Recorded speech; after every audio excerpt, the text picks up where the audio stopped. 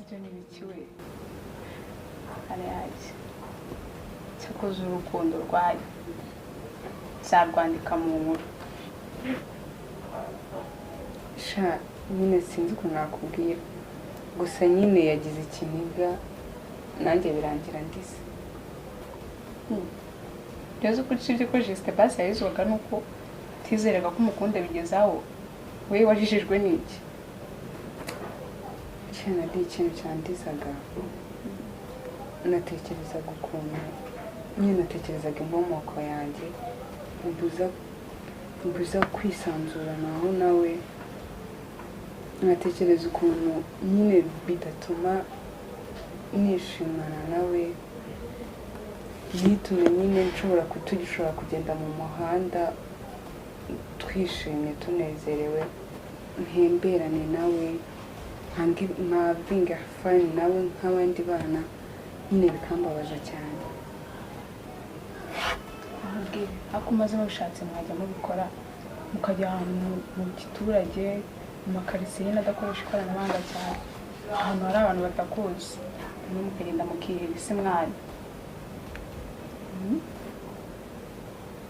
hakuze icyo gitekerezo ari sawa ahubwo se mbwira aho hantu hari ahantu waba uzi ku buryo nyine twazajyayo hashyushye twajya tugatembera nyine tukabyisiga dushobora kujya tukisanzura tukagenda mu muhanda nta kibazo twumva twisanzuye nyine tukabyisi ndaje mpite mwohereza ahubwo location bagenda mwiririza mbayumva ubwiye business ngira ngo dukore okay ukuntu bimeze hari ibikorwa abakobwa mbona hano ku mbuga nkoranyambaga nabirwa gusa natekereje ko twakora akazi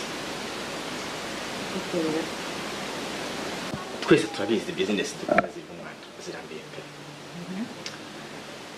aba bana ko ari beza nakumva twabashyira ahantu hamwe muri apartment tukabajyazamo umusaruro afite amashyi ashyushye kandi rwose umuntu yabitayeho twari tubashakira abakire bakaza bakabinezeza ubundi amafaranga yakwinjira tukayagabana yego ko bizinesi nk'izo nzikorera hanze y'igihugu hano mu Rwanda nawe urabizi uburyo umutekano waho ari serere unumva twakora gute oya ibyo biroroshye rwose ntabwo ari ikibazo gute atari ikibazo ahubwo se ni gute wahisemo ngewe ko twakorana ibyo guhitamo rero nawe urabizi ko wakoze business y'amarogi hanze ikindi ubifitemo ubumenyi isoko ryo hanze urarifite ufite connection rero urumva ko uramutse mbere gukora nanjye business yabaye international kandi harimo cash pe ibyo ndabyumva hano hari abantu se muziranye babigufashamo ntugatsindwe yewe mbere yuko utagerageza ahubwo reba ukuntu wabanza ukanyemerera ubundi tukabinjiramo neza ibintu uzabibaza okay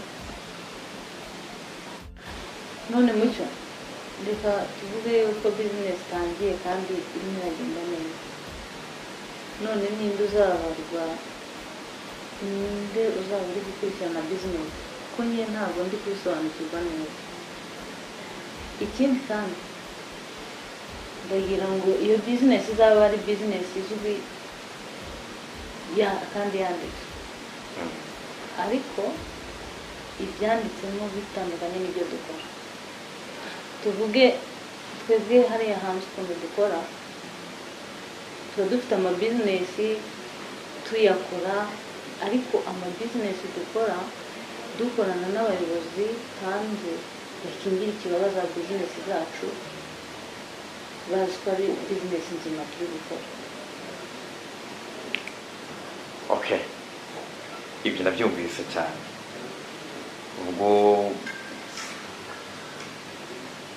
ubwo sauna massage bikaba biri hafi aho kabisa ikijyanye n'ibyo bayobozi bareba igihe abayobozi ngewe nsanzwe kandi nzi neza ko rwose ndahamya nashidikanya ko bitananira kubumvisha. Okay, njye ndumva ari sawa rero. Gusa sindizera neza ko hari icyo nakorana nawe kuko sindizera uburyarya bwawe. Umva ntugatsindwe mbere yo kugerageza. Wowe nyizera ahubwo ukore business.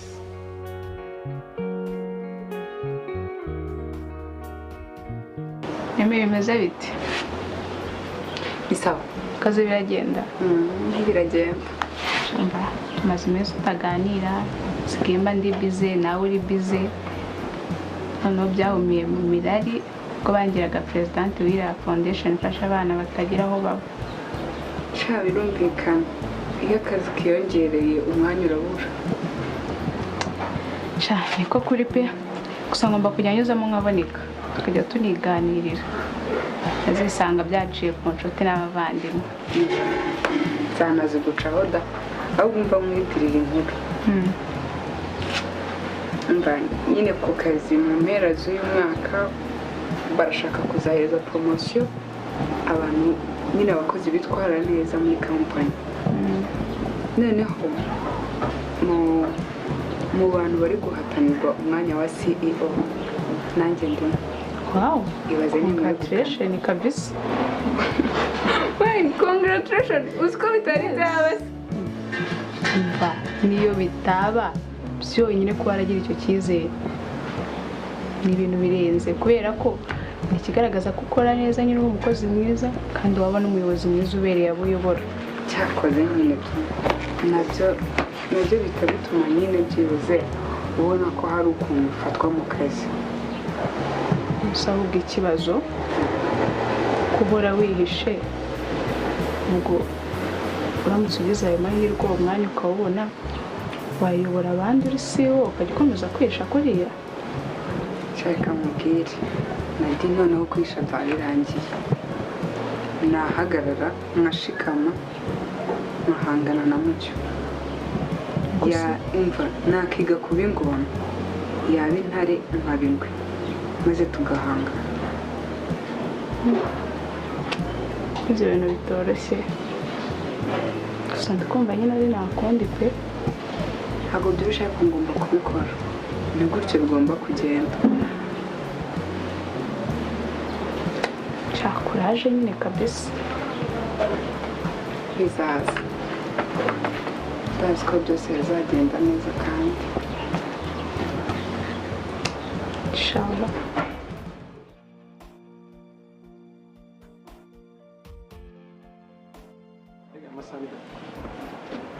None se sabi ubu tuvuge ko ibibera hano byose utabizi.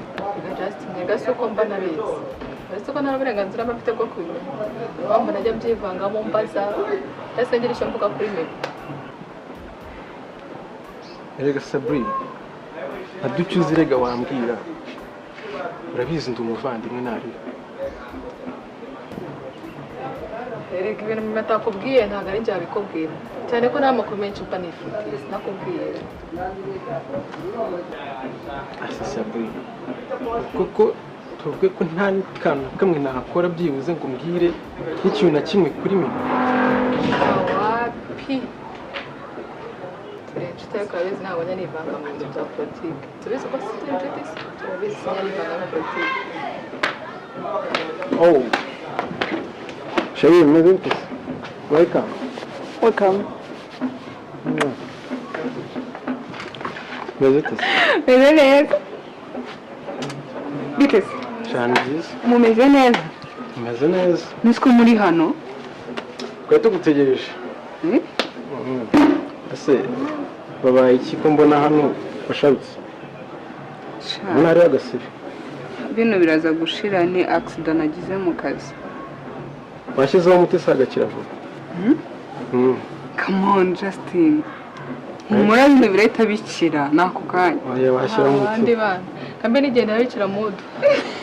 Fatakoze nawe usigambera mu isaha. Ariko ntugakabye bana.